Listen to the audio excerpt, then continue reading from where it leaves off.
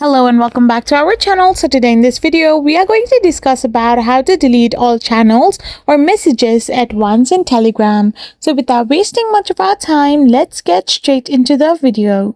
So first of all, we can only delete the chats, like you can delete all the chats together in your Telegram, but Telegram does not offer a built-in feature to delete all messages or channels at once.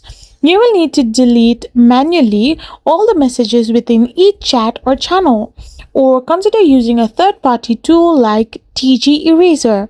Simply open the chat or channel and select and delete the individual message which you want to delete. You can also delete it for the other person, and you can clear each chats individually. Or you can also download and install your TG Eraser and follow the on-screen prompts to simply help you mass delete all the channels and messages at once in Telegram.